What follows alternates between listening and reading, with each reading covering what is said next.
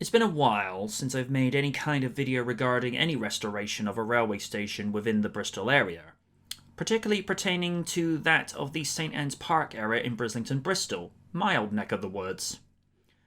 But today's video has a lot of important significance, particularly concerning the fact that the reopening of the Portishead commercial passenger railway line appears to be reaching actual fruition.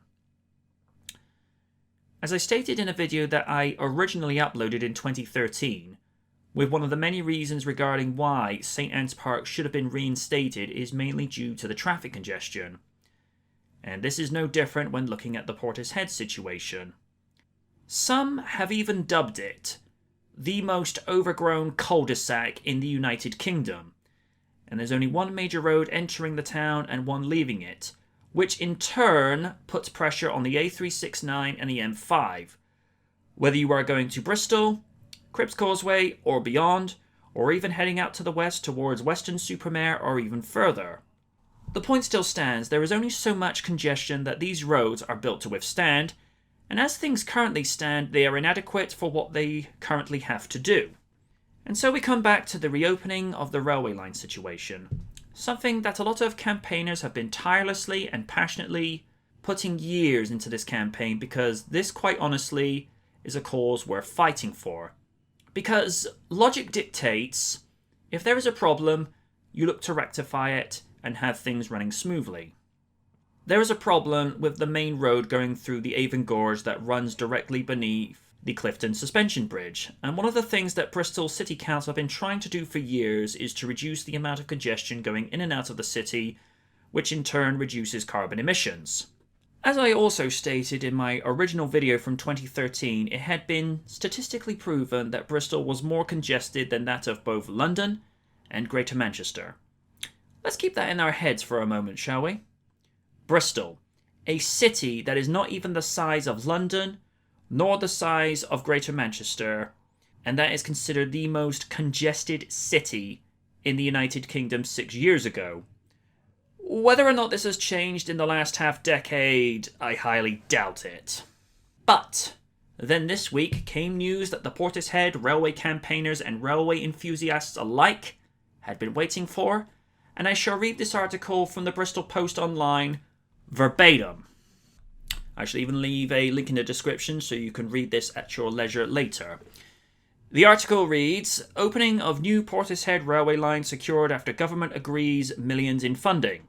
Exciting plans to reopen Portishead rail line is a reality after all funding for the project is now in place." The reopening of Portishead rail line has been secured after government transport chiefs confirmed millions in funding for the project. The final £31.9 million needed to plug a funding gap in the £116 million project known as Metro West to reopen the line has been agreed by the Department of Transport, meaning all the funding for the scheme is now in place. The funding boost was announced by Secretary of State for Transport Chris Grayling in a meeting held last week with North Somerset leader Councillor Nigel Ashton and West of England Mayor Tim Bowles.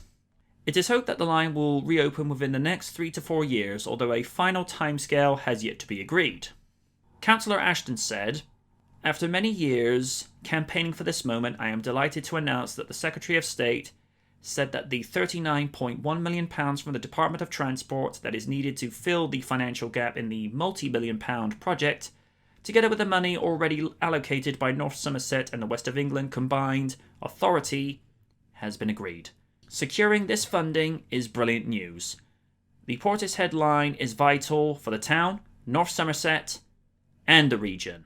The return of the rail link is essential to help reduce congestion on the A369, especially Junction 19 on the M5 will help the town to continue to thrive and will bring great benefit to North Somerset and Bristol. I look forward to now making this project a reality, being able to progress all the infrastructure work needed and working with the Secretary of State and West of England Mayor to build the railway that residents deserve and have waited for." Officially called Metro West Phase 1, the Portishead to Bristol line is viewed as a vital to solving the congestion gridlock faced by thousands of motorists who battle to get in and out of the growing town each day. The town, which has seen its population grow massively over the last decade due to major development, has often been described as the UK's biggest car park. The Metro West project has rumbled on for almost a decade with seemingly little progress made. The scheme was taken up by Bristol and North Somerset councils in 2008 with the aim of reopening the line to provide half-hourly services between Portishead and Bristol Temple Meads. The route needs major investment to relace sections of track which have been ripped up, and for a viable shared timetable to be created with the freight companies which use part of the line. And this is just me talking here. They actually reopened a major portion of that line to connect up with Parsons Street and the Portbury docks, so they would actually take congestion off of the road, which a lot of heavy goods lorries were doing at the time. So that, what they're saying with regards to having to negotiate with the freight lines is actually accurate.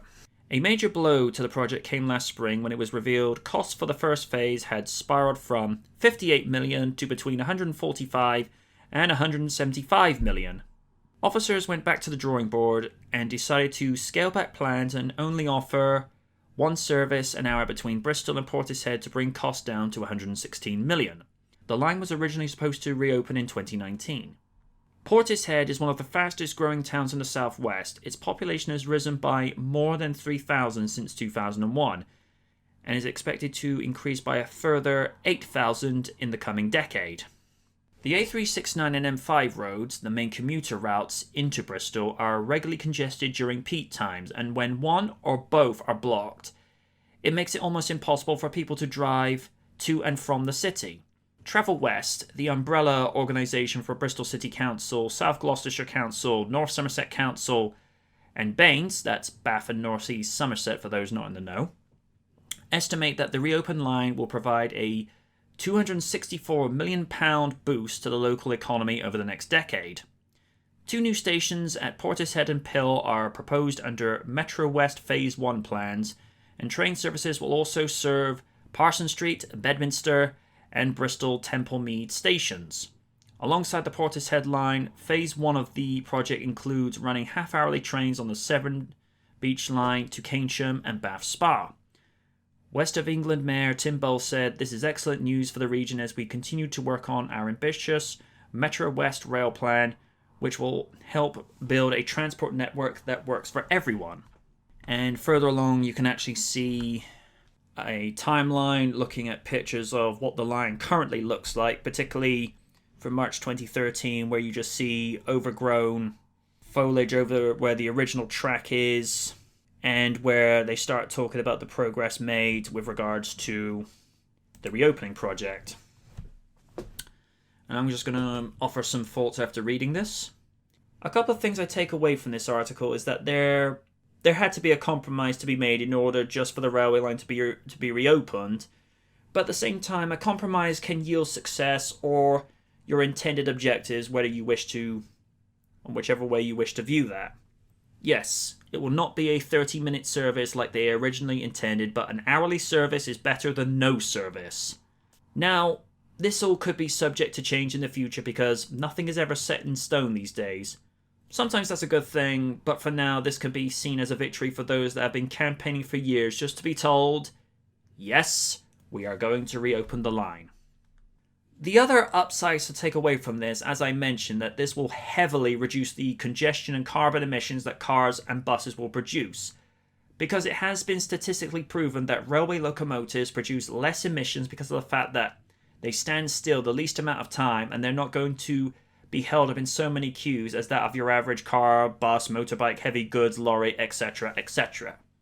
The other positive aspects of the fact that this will be a form of public transportation that will be restored to the town is that it will give the residents choice.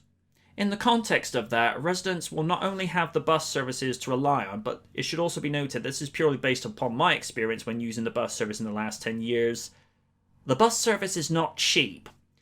Taking into consideration that the average return fare is £6 and upwards, whereas if you were to take the rail service from an equivalent distance from Portishead to Bristol, you're probably going to be paying no more than £4.50. If that. Now, on the surface of things, you're probably going to come back with, well, it's only just £1.50. That's not a whole lot in the scheme of things. See, that's where you're wrong.